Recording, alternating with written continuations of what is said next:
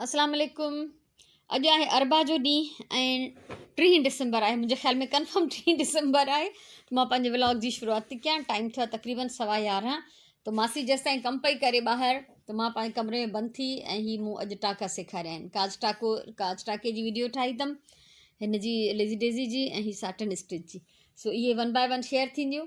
अॼु इंशाल्लाह lazy daisy जी share कंदमि वीडियो। हिते मुंहिंजी धागनि जी पटारी खुली पई आहे, टोकरी, ठीकु आहे। सो हिते मां वेठी रही आहियां काफ़ी देरि खां। 3 वीडियोज़ ठाहियूं आहिनि। अॼु इन्हनि वीडियोज़ में मूंखे काफ़ी टाइम लॻो आहे, छो त उनखां पहिरियों जेके मां ठाहियूं न सिर्फ़ु सिधियूं ॾंडियूं ठाहियूं, बिल्कुलु ईज़ी स्टिचिस सेखारिया। हाणे थोरो आस्ते आस्ते एडवांस थींदो वेंदो, त ज़ाहिर उन में महिनत बि लॻंदी, वक़्तु बि लॻंदो। सो तव्हां ॾिसी सघो था त हीअ आहे मुंहिंजो अॼु जो कमु। हाणे हलूं था कमरे खां ॿाहिरि ऐं ॾिसां त अॻियां मां छा थी कंटिन्यू करे सघां। मोटर हलायो कमु। हाणे कुंडियुनि खे ॾींदमि पाणी, कल्ह बि न ॾिनो आहे। ऐं जीअं सीउ तेज़ थियो आहे त मां जेको आहे हिकिड़ो ॾींहुं छॾे पोइ थी ॾियां। कुझु प्लांट्स खे ॾेई वई आहियां पाणी ऐं कुझु खे अञा हाणे ॾींदमि। वॉश सफ़ा नथी कयां, डस्ट एॾी पइजी वई आहे हिननि जे मथां, पर मुंहिंजी हिमत न आहे जो मां हिन थधि में इहो कमु कयां ऐं पेर पुसायां बि। ऐं हिन महिल बि मूंखे स्वेटर ऐं सॉक्स ऐं टोपी पातल आहे, हुते बीह नथी सघां, हिते हवा बि इलाही थधी आहे। सो प्लांट्स खे पाणी ॾियण खां पोइ वेंदमि अंदरि।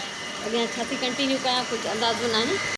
टाइम थियो आहे 1। मां ठाहियां थी लंच हाणे ऐं अटो सराइण ॻोहे छॾियो। राति जो असां चिकन जी हिकिड़ी ढाबा स्टाइल कढ़ाई ठाही, त उहा ई पई आहे। मंझंदि जी मानी में असां ॿई ॼणियूं आहियूं, इन करे हाणे इहो लंच ठाहिण खां पोइ वरी वेंदसि मां निमाज़ पढ़णु।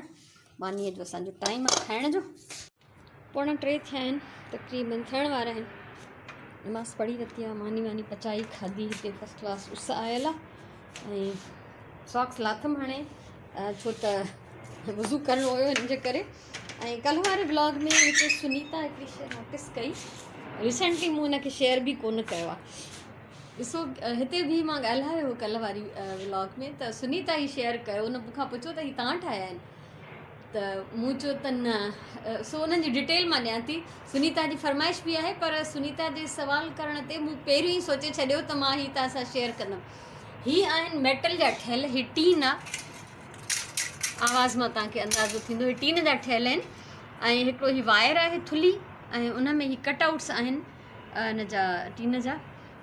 हीअ हिकिड़ो आहे, हीअ कोई चाइनीज़ टाइप हुया।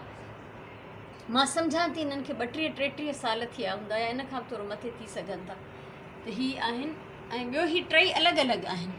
त मूं हिननि खे हीअ वायर सां हिते ॻंढियो आहे। हीअ वायर हणी ऐं मूं हिन ॻंढियो आहे, त जीअं मूंखे हिते हिकिड़ो ई कोको हणिणो पए। हेठां ॾिसो, हीअ ॾुखण चवंदा आहियूं असां, ॾुखण हार कीड़ो आहे जेको मिटी जा घर ठाहींदो, घर ठाहे वई आहे हेठां।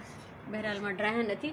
सो मूं हिननि खे हिते ॻंढे कनेक्ट करे ऐं इन लाइ वायर सां ॻंढियो त जीअं मूंखे 2-3 कोका न हणणा पवनि, त हिकिड़े में ई मूं हिनखे टंगे छॾियो। मूंखे ॾाढा वणंदा आहिनि। हीअ मुंहिंजो हस्बैंड वठी आयो हो, ऐं मां हिन घर में जॾहिं असां आयासीं त 2 साल पहिरियों सम्झो मां हिननि खे पेंट कयो हो। ब्लैक ई हुया पहिरियों बि, त मूं ब्लैक ई पेंट करे वरी हिननि खे हिते जेको आहे हैंग करे छॾियो। मूंखे हिननि जे लाइ इहा जाइ ॾाढी सूटेबल पई लॻे न। सो इहे कल्ह सुनीता नोटिस कयो, त मूं सोचियो तव्हां सां शेयर बि कयां। हीअ ठाहिण आसान अथव ॾाढा। थी सघियो मूंखां त मां तव्हांखे हीअ ठाहिण बि सेखारींदमि। असां टीन मां न ठाहींदासीं, असां पेपर मां ठाहींदासीं, ठाहे था सघूं। सो कोशिशि कंदमि त कंहिं ॾींहुं मां तव्हां सां इहो बि शेयर कयां। कुझु ॿियो बि तव्हां सां मां शेयर करणु चाहियां थी।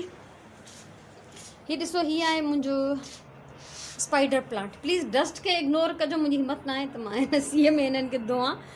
सो हिननि जा बच्चा निकिरंदा रहंदा आहिनि।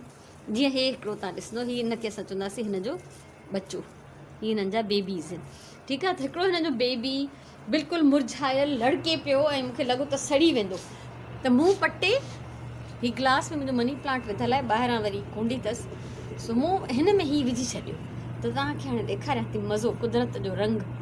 सो हीअ ॾिसो, माशाअल्लाह, हेॾियूं हिन जूं रूट्स निकिरी आयूं आहिनि। हीअ ॾिसो।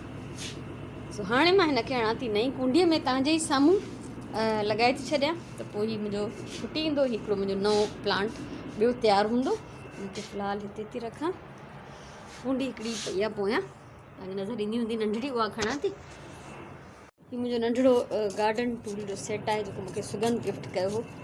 मूंखे पंहिंजे ॿारनि ते ॾाढो प्यारु ईंदो आहे जॾहिं उहे मुंहिंजी पसंदि जूं शयूं मुंहिंजे लाइ वठंदा रहंदा आहिनि। सो हिनखे मिटीअ खे सुकी वई आहे, अलाए कॾहिं खां हिन जो प्लांट सुकी वियो। त हीअ कूंडी जॻह मिटी हिन जी ॼमी वई आहे।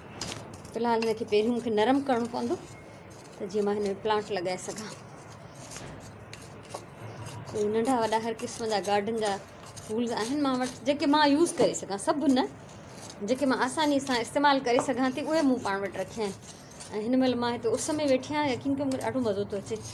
मस वञी मुंहिंजी का सीअ जी ॾकणी थोरी घटि थी आहे, सो मिटी मां सॼी खोटे छॾी आहे, चङी तरह मिक्स थी वई। हिन मां ही नंढिड़ो कोॾ बि निकितो। हिननि में अक्सर इहे वॾा वॾा मोटा कोॾ बि हूंदा आहिनि जॾहिं कुंडियूं आलियूं हूंदियूं आहिनि ऐं गर्मियुनि में घुमंदा हूंदा आहिनि पिया हिननि ते। हाणे ॾिसजो ही मां हिन में पोखींदमि। थोरो खॾड़ो ठाहिणो पवंदो हिन में, ऐं पुराणे प्लांट जी पाड़ बि हिन में आहे, यादि न आहे हिन में कहिड़ो प्लांट लॻल हो। बहरहाल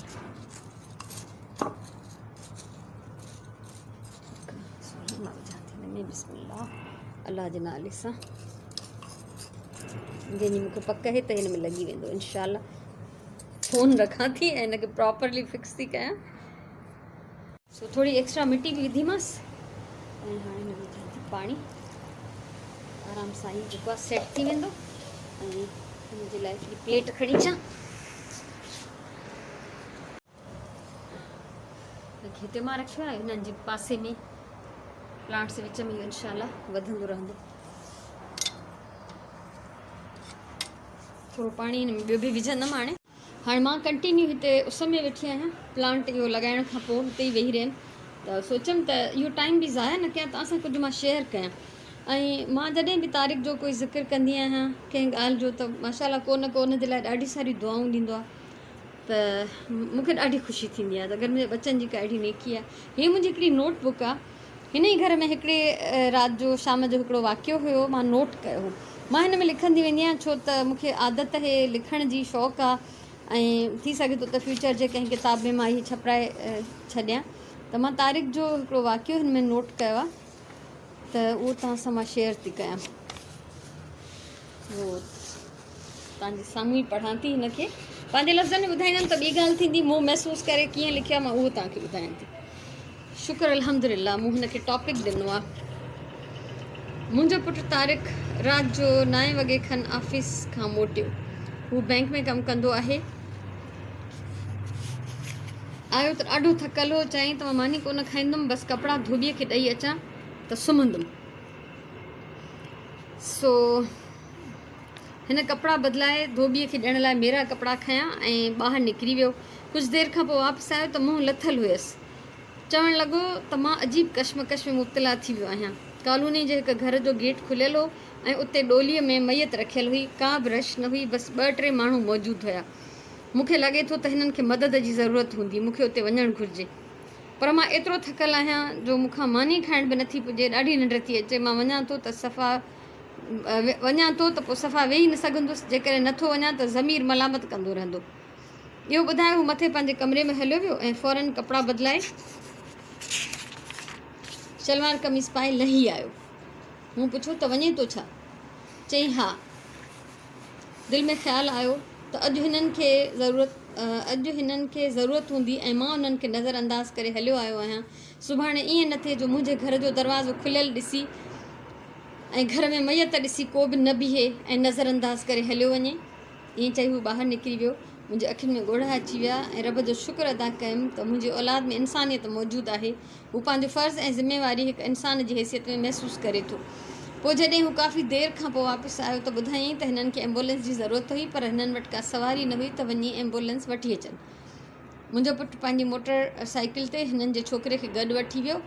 एम्बुलेंस वठी आयो छो त हिननि खे मैयत हैदराबाद खणाए वञणी हुई।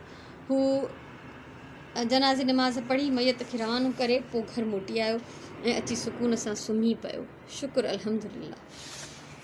तव्हां ॿुधायो त बचा जॾहिं न ईअं अमल कनि, ऐं यकीन कयो मूंखे एॾी ख़ुशी थींदी आहे त अलाह ज़िंदगी में ॾुखियो ॾींहुं न ॾेखारींदुसि कॾहिं बि कंहिं बि मुंहिंजे औलाद खे, कंहिंजे बि अहिड़नि सदोरनि बचनि खे। तो बसि इहो सम्झो त माइटनि जो कयो सजायो आहे। जेका महिनत कईसीं, पढ़ायोसीं, तालीम ॾिनी, तरबियत ॾिनी, उहा सम्झो त सजाई आहे। पंहिंजे लाइ जीअण त को जीअण न आहे न, हर इंसानु जीए थो, जानवर बि पंहिंजे लाइ थो जीए। पोइ फ़र्क़ु कहिड़ो थियो असां में ऐं ॿियनि में? त मां अल्हम्दुलिल्लाह एॾी ख़ुशि थींदी आहियां हिन जे अहिड़नि कमनि तां, हिन जूं अहिड़ियूं इलाही सारियूं ॻाल्हियूं आहिनि, पर उन्हनि इहा ॻाल्हि मूंखे एॾो टच करे वई जो मूं उन ॾींहुं इहा राति जो लिखी वरिती ॻाल्हि। त हिन डायरी में ॿ ॿिया वाक़िया बि नोट थियल आहिनि, उहे ॿिए कंहिंजा आहिनि, उहे तारिक जा न आहिनि। मुंहिंजूं फीलिंग्स आहिनि जेके मां महसूसु कंदी आहियां उहे लिखंदी आहियां। सो इहो सोचियमि तव्हां सां शेयर कयां। हिते उस में वेठी आहियां, उस जा मज़ा बि वठां थी, त थोरो तव्हां सां बि शेयर करे वठां। ॿियो मूंखां हिकु ॿिनि माण्हुनि पुछियो बि आहे, मुंहिंजा पंहिंजा स्टूडेंट्स ई आहिनि, त जेकी सीपेज आहे, जेकी हीअ भितियुनि में रंग लहे थो, उनजो हल ॿुधायो। कोई हल न आहे पुट, साम्हूं ॾिसो था मुंहिंजी भितियुनि जो हाल, हिन पासे ॾिसो, पर मां छा थी करे सघां। अच्छा, असां हिते आयासीं त जेकी इहा सीपेज हुई उहा सिर्फ़ु हेठि हुई न, भित जे हेठे हिसे में, त जेतिरे हिसे ते हुई असां हुन में टाइल हणाए छॾीसीं, ऐं हाणे उहा हुन खां मथे निकिरी आई आहे। त मूंखे ख़बर इहा पई जीअं जीअं तव्हां टाइल हणाईंदा वेंदा उहा मथां निकिरंदी वेंदी, यानी उहा मौजूदु आहे, उहा ख़तमु नथी थिए। मूंखे न आहे ख़बर कंस्ट्रक्शन जे दौरान छा करणु खपे त इहा हली वञे।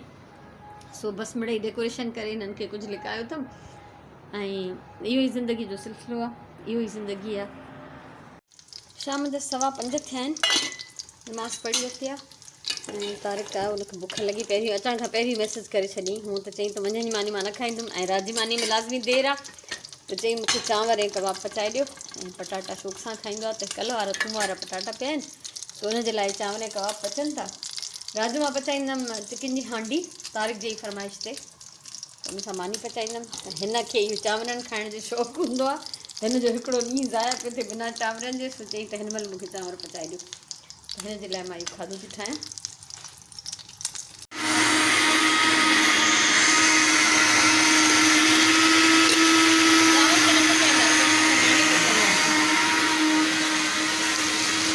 राति जी असांजी मानी जी तयारी थी थिए, हांडी ठाहींदमि चिकन जी, ऐं मानी पचाईंदासीं। पहिरियों असांजो चांवरनि जो इरादो हो, पर हाणे उहो कैंसिल करे छॾियो आहे। बसर ऐं अदरक, बसरनि जो पेस्ट ऐं अदरक थूम जो पेस्ट पचे थो। इहा रेसिपी अथव मुंहिंजे चैनल ते, चिकन रेसिपीज़ ॾिसंदव तव्हांखे हिन में इलाही सारियूं रेसिपीज़ मिलंदियूं। सॼे ॾींहं जो इहो कमकार हुयो जेको तव्हां सां गुज़रियो, काफ़ी सारो टाइम मुंहिंजो हंध में बि गुज़रियो। शाम जो जीअं उस मां उथी करे अचे, पहिरीं जे नमाज़ ताईं वरी हंध में रेस्ट करणु मुंहिंजे लाइ ॾाढो ज़रूरी हूंदो आहे, छो त कुझु अहिड़ा प्रॉब्लम्स आहिनि त मां कंटिन्यू बीही वेही या कंटिन्यू सुम्ही न सघंदी आहियां। तो अॼु सॼे ॾींहं जो इहो कार वहिंवार हुयो जेको मां तव्हां सां शेयर कयो आहे। ऐं हिन खां पोइ त असांजो कमु हलंदो रहंदो, वेहंदासीं ड्रामा वामा ॾिसंदासीं। राति जो कुझु मां एडिटिंग कंदमि वीडियोज़ जी, ऐं कुझु कंप्यूटर जो कमु आहे उहो करिणो आहे।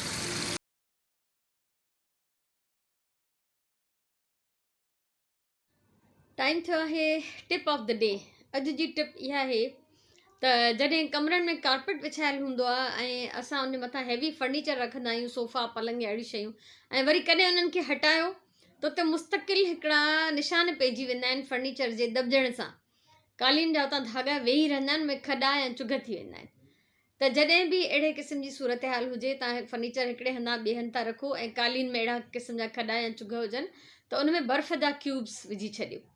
त जीअं बर्फ़ ॻरंदी त उहे जेके बि कालीन जा जेके वार आहिनि, जेको बि आहे उन जे मथां, उहे सभु सिधा थी वेंदा ऐं वापसि पंहिंजी असली शिकिल में अची वेंदा। सो जीअं कॾहिं ड्राइंग रूम जी सेटिंग मटाईंदे, कमरनि जी सेटिंग चेंज कंदे अक्सर इहो थींदो आहे। सो इहा हिकिड़ी सुठी टिप अथव, इहा मुंहिंजी आज़मायल बि आहे।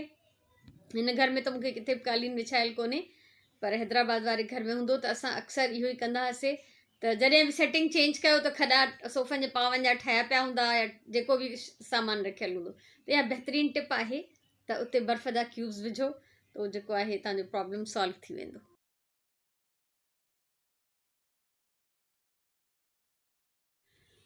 अॼु जी चङी ॻाल्हि, हिकिड़ी हदीस सिखूं था, ॿुधूं था, सम्झूं था। त हदीस आहे त सफ़ाई अधु ईमान आहे, सफ़ाई निस्फ़ ईमान उर्दू में चइबो, सिंधीअ में सफ़ाई अधु ईमान आहे। त यानी असांजे इस्लाम जे मुताबिक़ त माण्हू पूरो मुस्लमान बि न आहे जेकॾहिं उहो साफ़ु सुथिरो न आहे।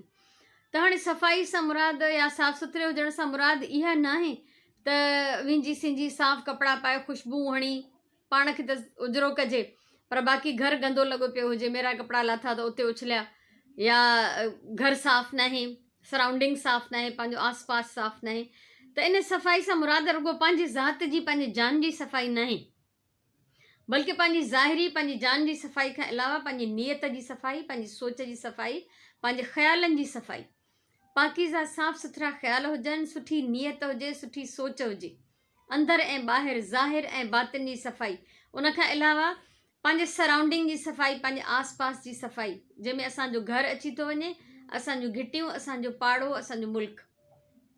त असांखे तव्हां सोचो थोरी इन हदीस ते गौर कयो, अगरि नंढड़े पैमाने ते थोरे पैमाने ते बि असां इन ते सोच कयूं त उहा ज़ाती सफ़ाई, अंदरि ऐं ॿाहिरि जी सफ़ाई, पंहिंजे घर जी सफ़ाई, पंहिंजे आस पास जी सफ़ाई वॾी ज़िमेदारी आहे असां ते। त सफ़ाई अधु ईमान आहे।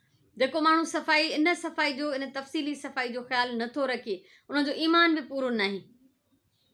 तव्हां सोचो त असांजो केॾी वॾी ॻाल्हि आहे इहा, त महिरबानी करे इन ते, ऐं इहे जेके बि शयूं असांखे इस्लाम सेखारे थो, उहे असांजे मुआशिरे जे लिहाज़ खां, असांजी सिहत जे लाइ, असांजे सुठे माहौल जे लाइ उहे ज़रूरी आहिनि।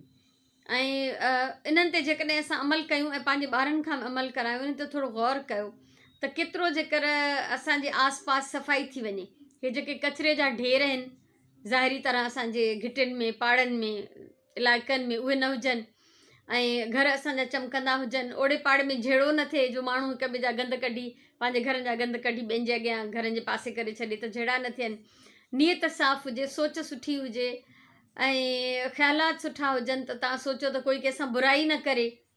त जेकर हर को साफ़ सुथरो हुजे अंदरां बि ऐं ॿाहिरां, त माण्हू ॿाहिरां सफ़ाई सां मुराद इहा न आहे त महांगा कपिड़ा, महांगियूं परफ्यूम्स, ऐं पर इंसान भली पुराणे सुराणे कपिड़े में बि धोतल पोतल साफ़ सुथरा कपिड़ा पातल हुजनि। त छो त असां जेकॾहिं साफ़ सुथरा न आहियूं त असांजी इबादत बि नथी थिए। इबादत जे लाइ सफ़ाई त पहिरियों शर्त आहे, त पंहिंजा कपिड़ा साफ़ हुजनि, तव्हांजो जेको जाइ जिते तव्हां निमाज़ पढ़ो था या क़ुर पढ़ो था या जेका बि इबादत कयो था उहा साफ़ सुथरी हुजे। त सफ़ाई निस्फ़ ईमान आहे, सफ़ाई ईमान जो हिकिड़ो जुज़ो आहे। त साफ़ न आहियूं त अधु ईमान, अधु पूरा मुस्लमान बि न आहियूं। त सफ़ाई रखो पंहिंजे आस पास। इहो इस्लाम जो हुकुम सिर्फ़ु इन लाइ आहे त जीअं असां हिकिड़े सुठे, ख़ुशगवार ऐं नीट ऐं क्लीन माहौल में रहूं, ऐं सुठे माहौल में रहंदासीं, सुठी सोच रखंदासीं, त असां जेका सुठा इंसान थी दुनिया में ज़िंदगी गुज़ारींदासीं।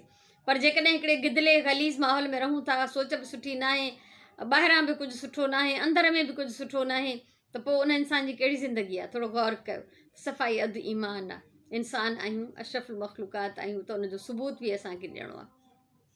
सो इहो मुंहिंजो अॼु जो व्लॉग हुयो। जेको हाल हबीबा, जहिड़ो हाल हबीबा तहिड़ो पेश पिरियां। त मूं तव्हांजे अॻियां सॼे ॾींहं जो जेको बि नंढिड़ो हाल अहिवाल हुयो उहो शेयर कयो आहे।